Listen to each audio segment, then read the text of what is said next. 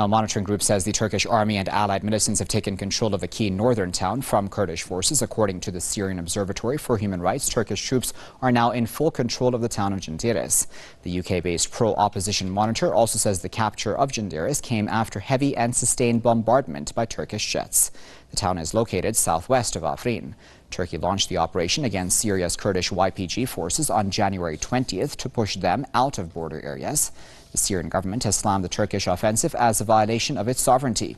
Last month, pro-government forces entered Afrin to help the Kurds fend off Ankara's assault. Turkey says the YPG is an offshoot of the Kurdistan Workers' Party, which has waged a 3-decade insurgency against the Turkish government.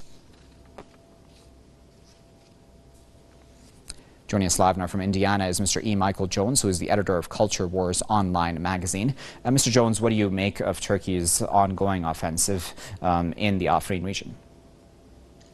Well, what we're seeing here is the direct result of the United States' decision to create an independent Kurdistan.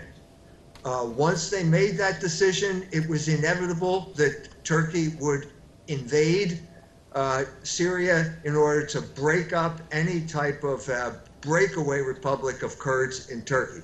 So this is only the logical consequence of that decision, which was not thought out in any coherent fashion. And so what do you think the U.S. will do now, Mr. Jones? Because these are both NATO members, obviously Turkey and the United States. Well, what has happened in the meantime? In the meantime, President Putin has given a speech, State of the Union speech in Russia, in which he says now that Russian missiles can now land, attack, destroy any spot on the face of the earth. And as he was saying this, they had a graphic behind him of the missile heading toward Florida.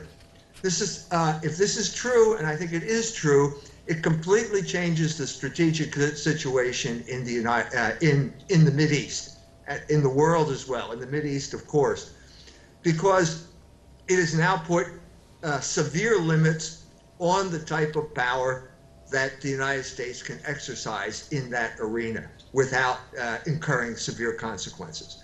So I think the United States launched this attack under a certain presupposition. During the course of events, the whole world changed, and now they don't know what to do. All right, Mr. Jones, we'll leave there at that. But of course, as always, we appreciate you sharing your insight with us.